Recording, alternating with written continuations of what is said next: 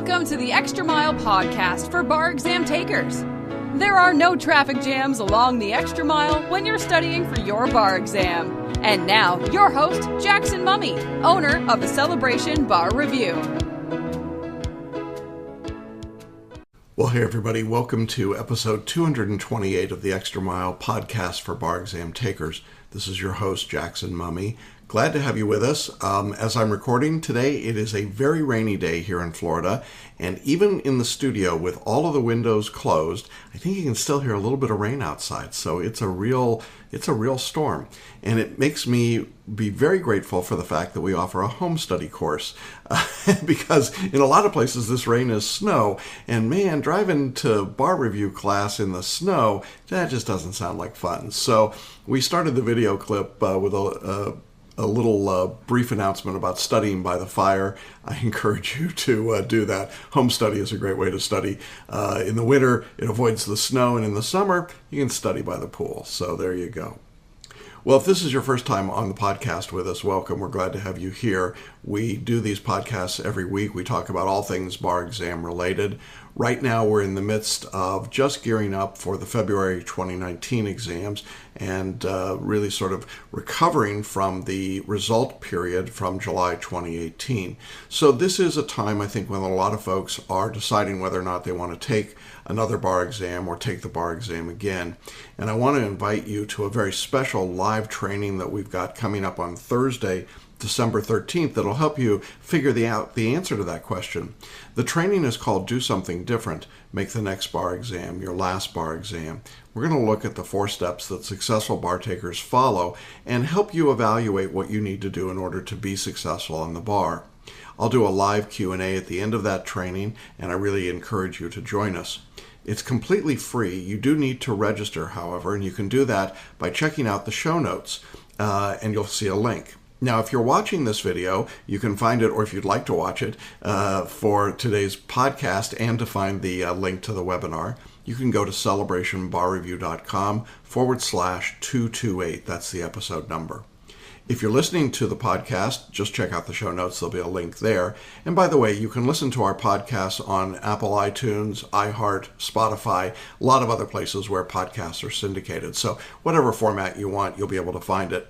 And of course, if you'd prefer to just jump onto our website to register for the training, you can do that by going to celebrationbarreview.com/webinar. So no matter how you want to get there, we just want to make sure you get registered and join us. Now, we're going to be doing this training at 7 p.m. Eastern Time. That's Thursday the 13th. So that's 4 o'clock Pacific, and we would love to have you with us.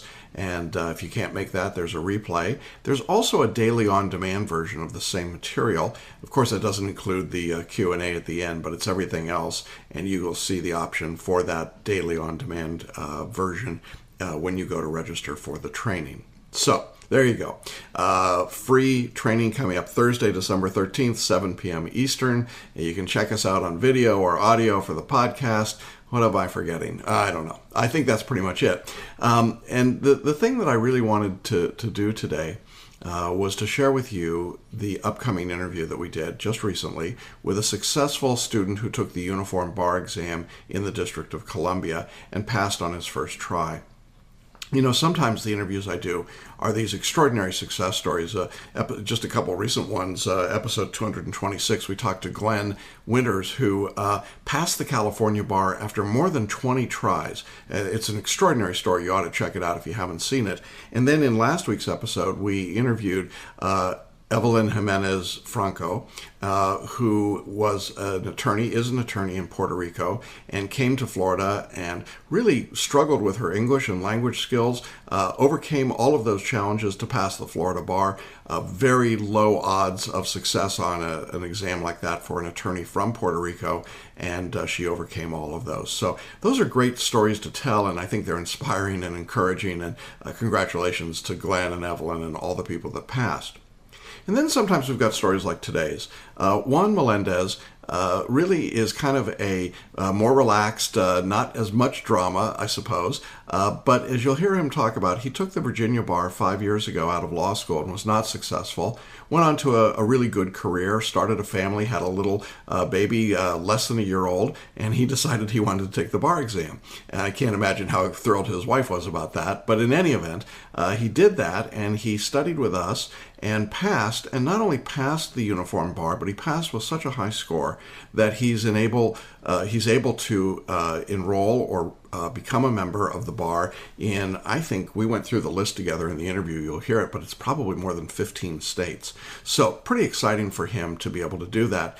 And in today's interview, Juan's going to explain the study process, the approach that he took, what worked for him.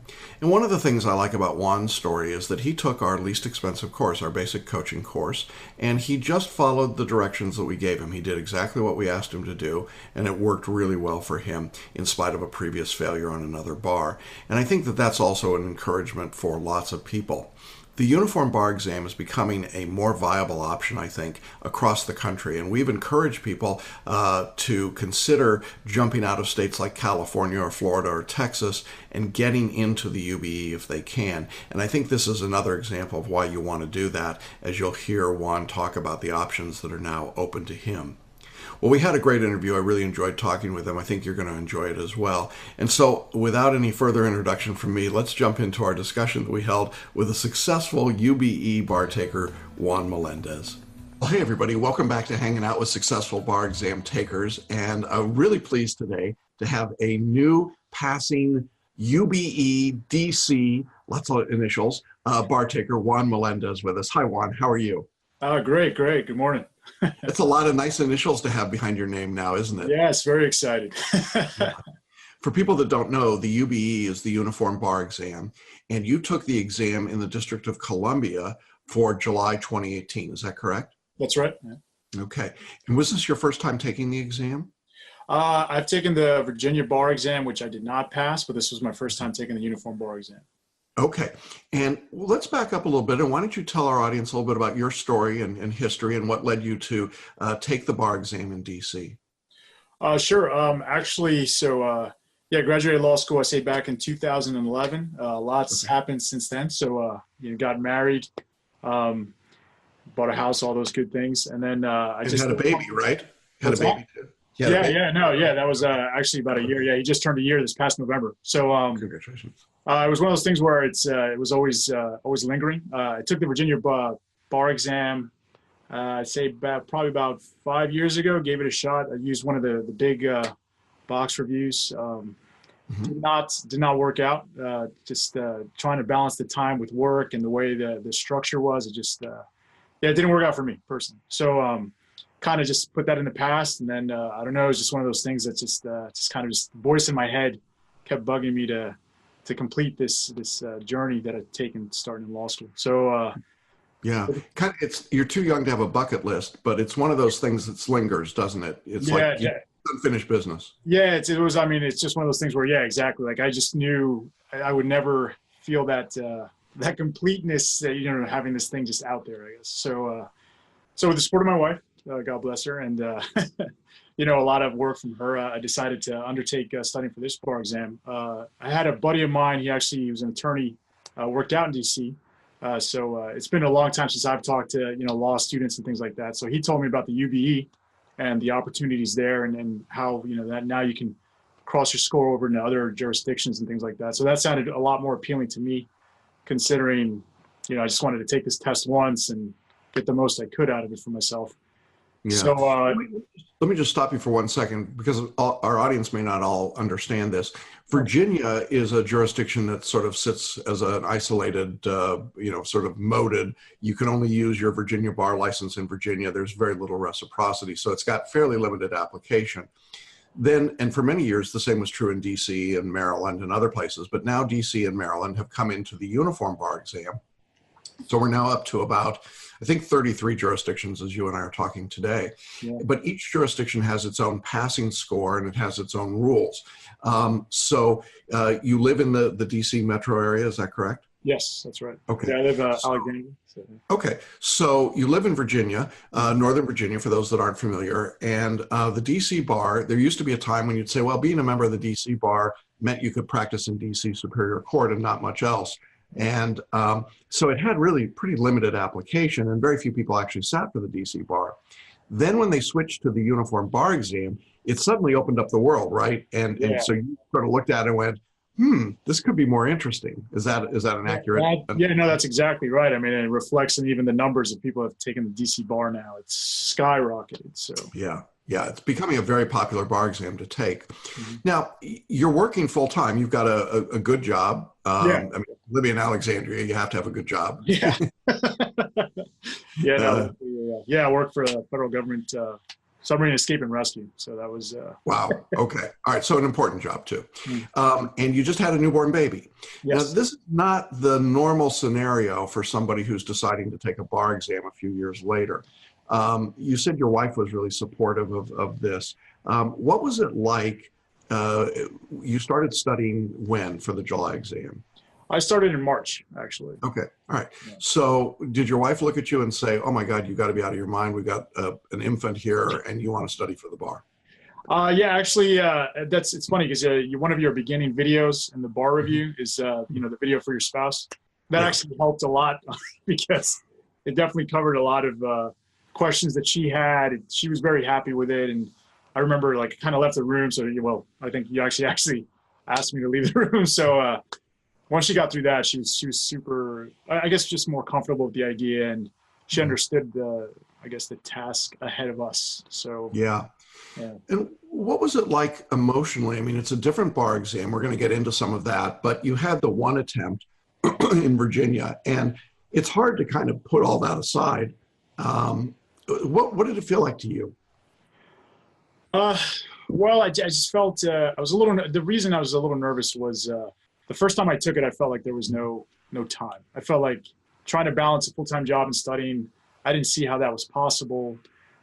So I was kind of worried to go back into that. And honestly, I think even more so being married and having our son, I was super nervous about sacrificing that time with them and this, the fear of being unsuccessful. So it was, I don't want to say it was, there was pressure either way, but definitely, it wasn't just failing for myself. I would have felt like I failed everyone if I had not passed. Yeah, and I think that's a real thing. When you're coming out of law school, if you're single, it's on you. But now you've got a family; people are counting on you. You're spending time studying instead of helping with the baby or bonding or having some of that time or just helping out your wife. And it's a big deal. So there's a lot riding on all of this. How many hours a week would you say you were studying from March until the exam itself? So I say in the beginning, I just started doing the weekends, right? So I just followed that study guide. I say about 8 to 9 hours a day on the weekends. I try to, maybe fit in some hours during the week in the very, very beginning. I kind of just broke down, I printed out that the study guide, and then I just kind of, broke it down by date and just kind of, with my idea of an outline of my future dates of what I had going on to kind of make it fit. As I started getting closer, I started ramping it up a little bit more, where during the week I started, doing 2 to 3 hours, maybe a day when I got home. Because I'm luckily enough, I get home at about 3:30. So it was definitely nice. I shifted my schedule so I could make it all work out. Yeah. And I followed your advice actually too, which actually helped a lot, was just the working out and, making sure to have time for that. And even I was going on walks with my wife, breaking it up on the weekend, just things like that. So it's kind of the way my schedule worked out. I think that's a big deal. And particularly when we have a lot of students who have younger families, it's pretty important to be able to keep your balance and recognize your priorities, but also not wear yourself out, right? So the exercise and just taking good care of yourself, having a reasonable schedule. I mean, most parents of newborns and 1-year-olds are sleep deprived. Yeah. So you have the bar exam on top of it, and you're really it's like piling on, isn't it? It's So you're studying maybe 20 hours a week, it sounds like, or so for a good part of the time, following the program. And you chose our basic coaching program. So people sometimes ask me, can you pass the bar with the basic coaching program? The answer is yes, obviously you can.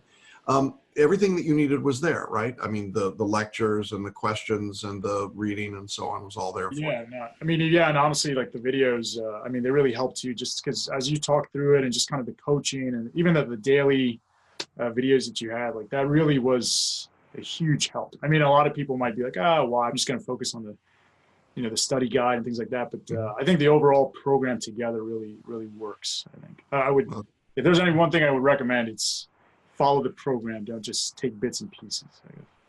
That's great. I thank you for saying that. I think it makes a big difference too.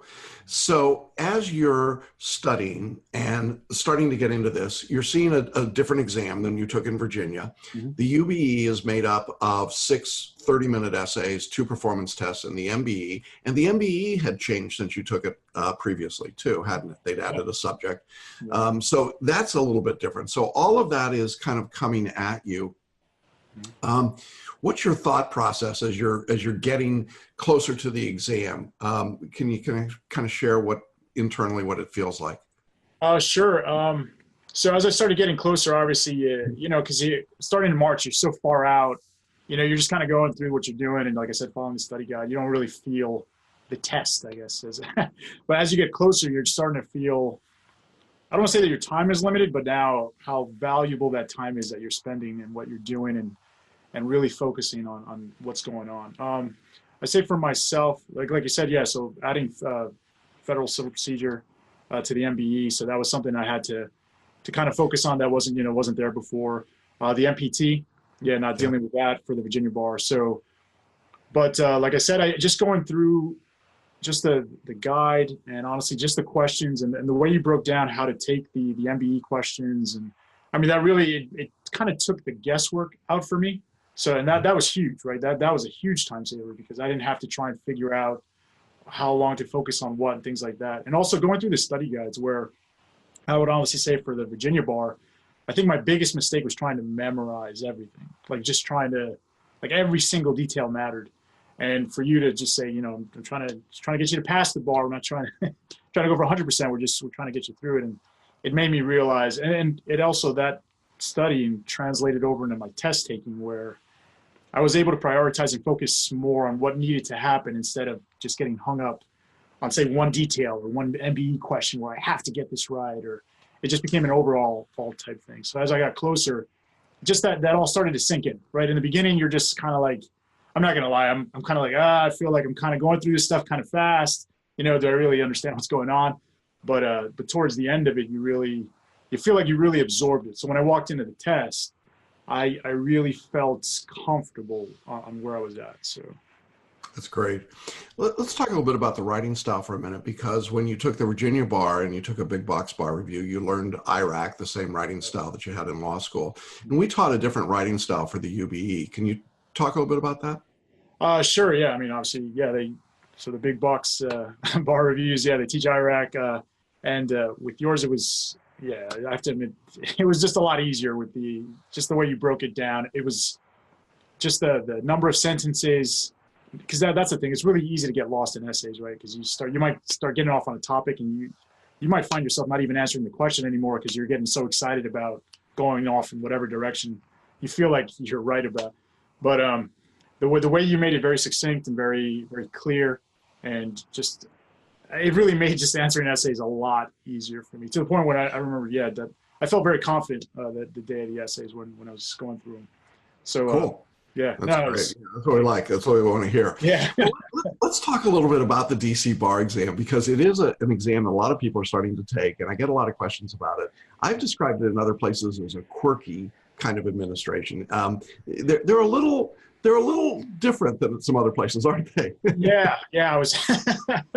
Yeah, it was definitely. It was different. I guess it was the best way to say it. I was. Even during our lunch breaks, I was eating a protein bar in a hallway in the convention. So just things like where it's such, and especially now because the size is so huge, you're kind of in a warehouse. Yeah, they're not quite sure how to handle that.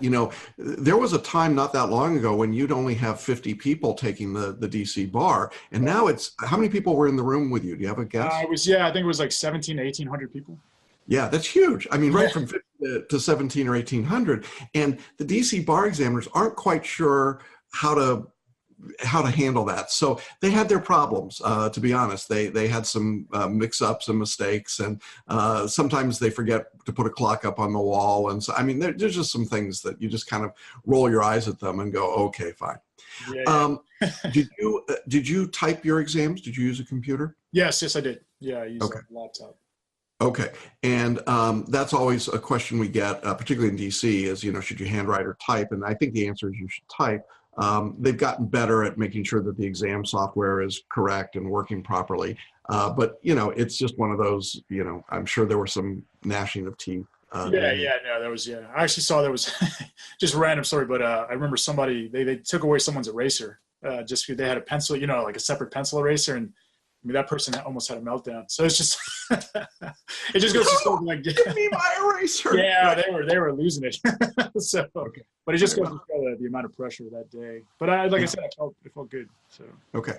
So the UBE is a 2-day test. The first day you've got the essays and the 2 performance tests, and the performance test, as you say, is something different than you had done previously. What did you think about the performance test? Did you like that component of the exam, or did you think it was fair or useful? I will tell you. Well, I'll tell a funny story. So with the MPTs, like the practice, just practicing before the exam, very helpful. The fact how you talk about just to make sure you're aware of your time and what's going on, things like that. So when I actually took the actual bar, unfortunately, I did not follow one of your your big piece of advice. No, and it had to do with time, right? So it was, I think I might have went 10 minutes over what I should have for the first MPT, and but once again, like I said, but like because of the bar review, it was like a clock, right? It's like, all right, that's it. You're done. Like, that's it. Like, cause you can really get lost in trying to get the perfect answer or what you think is the perfect answer. So, taking it, I like the MPT. I mean, I thought, the practice ones we do, it was really, it prepared me. Yeah. And in this particular exam, we had a traditional persuasive document. That was one of the tests. And then we had a really kind of off the wall setting up articles of association for a rugby group, right? Yeah. Wasn't that it? And that was a very different kind of exam. And I thought it actually was an interesting test because it let people use their common sense. If you followed the directions, it wasn't too bad. If you tried to do something bizarre with it, you were probably going to get in trouble. So it was an interesting kind of twist. So, yeah. So at the end of the first day, what are you thinking before you come back in for the multi-state day? So after the end of the first day, I remember, so another story, I remember you saying, like, don't talk to anybody, during your breaks, don't get into that phase and stuff like that. But so I kind of just kept to myself and, just had, like the earplugs in, just whatever. But I did overhear a conversation, and it had to do with one of the corporation questions. Like, I forgot, what I do remember was just hearing what they thought the answer was. And I just knew, I just felt very confident in my preparation because I heard that and I said, okay, I know what it's not. So that was kind of like the first day. But going into the second day, I just remember thinking to myself, all right, we're just going to knock this out. We're going to just do your best. You get in there and just rock it. And I remember, especially like the first morning, in the morning, I just felt, I remember taking it. There was a certain level of difficulty. I saw some questions that I was surprised by, things like that. And then I took my break, but then once again, I just kind of was like, all right, let's just knock this thing out of the park. Like, I just felt prepared. I felt confident. Yeah. And did you have any timing problems on the MBE? I tell you, the morning, because I didn't follow a piece of advice where it was like, don't get stuck. And there was a question that it just bugged me. But once again, it's like, I hit a limit where it's like, all right, it's done. It's one question. You got to go. So yeah, definitely. But it wasn't anything that affected my overall completion time in the morning. Yeah. Okay. So you finished the exam, and now you've got this interminable wait for results, right? So, but here's the good news. You got a family, you got a job, you got things to do. So it's not like you're sitting around twiddling your thumbs, right? Yeah. No, that helped a lot. Yeah, it was good. I think it helps a lot. Yeah. Yeah. So but it takes a while for DC. I mean, this is one of their quirky things. It takes them a while to get their results out, right? Forever. I mean, because again, because they don't really know how to handle that many people. So it used to be they were an early release jurisdiction. Now I think they might have been the last in the country. So way to go, DC. Yeah. So how did you find out the results? What was that like? Oh, so so they released them on on a Friday. It was won't forget the date, November 9th at 5 p.m. So, not only did they release him, but now you're getting off of work, you're coming home, and, there's a clock ticking, and you're just kind of like, as you get closer, it's all becoming real, right? Because you put all this work and you get all those fears start running through your mind, and you're like, oh, what if I failed? What am I going to do? Blah, blah, blah, and this and that. And so, I just sat there, and then, I was actually going to wait, I think like some irrational amount of time, 30 minutes after, 5:30. And my wife is sitting there. She says, what are you doing? Just, it's not going to change or this and that. So open up the document, which is on their website, just the list of names. So either you're on the list or you're not. And, and so it's just torture, right? Because you're slowly going down, just looking for your name, and you're worried. You're worried you're going to see a name that is before yours, and then maybe there's a name that's after you, and you're like, oh no. So just scroll down, and just greatest feeling just seeing my name on that list, and very emotional moment, I have to admit. Having my wife there, and just knowing that all that work and just the completion, and just knowing that I passed, and just it's hard to describe. I have to admit, probably there's a very, very, I remember my baby being born, super emotional, and tops that. Obviously you're getting married and stuff, and then definitely the bars. Yeah, it's passing the bars. It's up there. Yeah, it really is. And when your son's a little bit older, you can share that story with him and show him this video and say, "Hey, kid, this is what it was like," and he'll be really proud of Dad. It's a huge thing. So you've got the results, and one of the benefits of the UBE is that you get a score, and that score could be transferred. Now, the DC bar required a passing score of 266. Yes. And if you want to share with us your score, I'd love to hear it. I got a 270, right? So okay, that's a hell of a score. Okay, so congratulations. Thank you. Now, with that number in mind, you now have the capacity. I'm just going to read the list because it's pretty impressive. With that score, sorry, I have to go to the list because there's so many. Yeah. Here are the states that you are eligible to waive into. You ready? Yeah. Okay. Alabama, Minnesota, Missouri, New Mexico, North Dakota, Connecticut, DC, of course, Iowa, Kansas, Montana, New Jersey, New York. We're going to talk about that in a minute. Yeah. South Carolina, Virgin Islands. It's a little warmer there, just saying that. Massachusetts, Nebraska, New Hampshire, North Carolina, Utah, Vermont, Washington, West Virginia, and Wyoming. Yeah. How does that make you feel? Oh, it's amazing. I mean, that's exactly why I took the UBE, was, just to get that opportunity to be able to do that. And then now to see that score and to know that it's a reality. And currently working towards, being admitted to other jurisdictions and things like that. So what jurisdictions are you looking at right now? So right now I'm looking at New York. So I started there, the law course that I have to take to get familiar, the online course, and then I have to take there's an exam separately for that. But that's where I'm headed. And for those that don't know, New York has this weird sort of online open book. It's kind of like when you've gotten a driving violation, you have to go to driving school.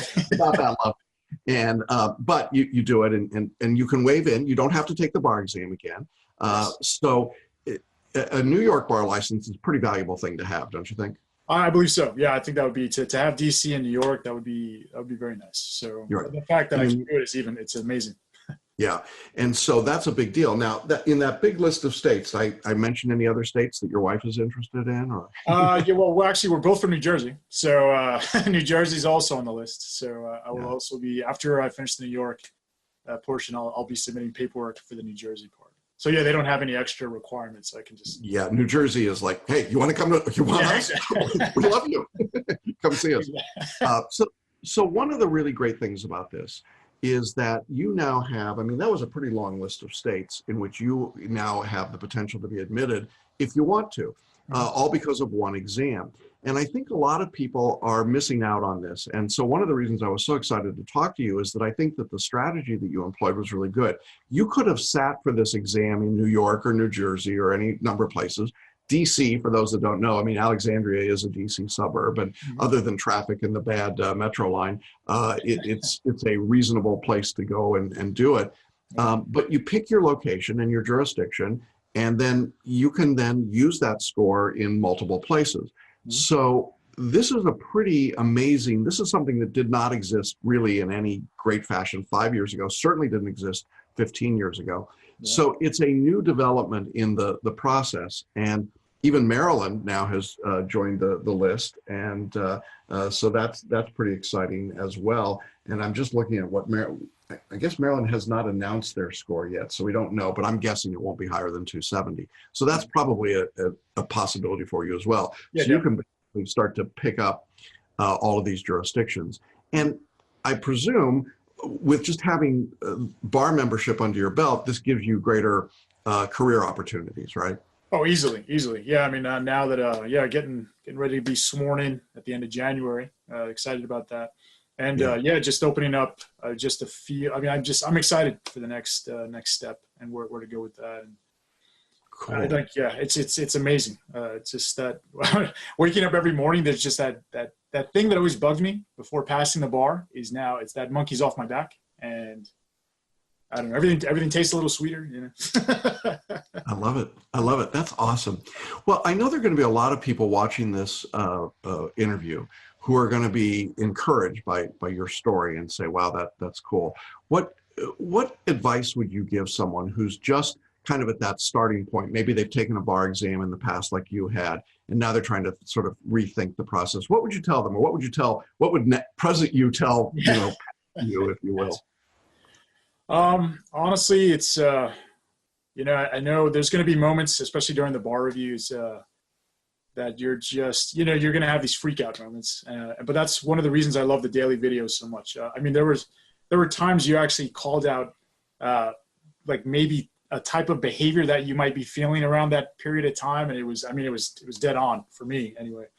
But like I said before, it's just one of those things where just following the entire bar review is super important. Like, just don't take bits and pieces, because you're cutting yourself short when you do that. You have to trust the process, which is, I know for a lot of personalities is hard because they feel that, they, like I said, like going through the study guides, at first I was kind of nervous about the pace I was going, because I felt it might've been faster than I should have. But like I said, just by trusting it, it just made my life easier.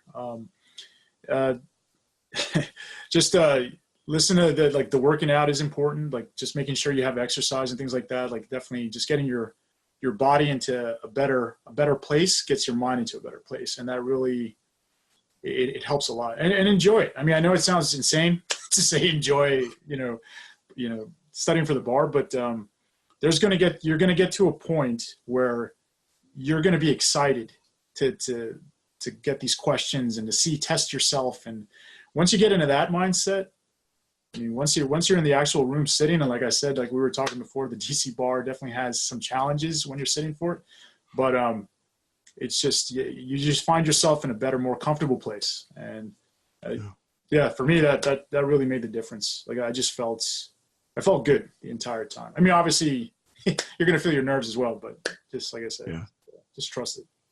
Oh, that's great. Well, Juan, I'm so pleased for you and just happy for your success. I mean, new family, great job, all these opportunities, membership in all these different bars that's open to you.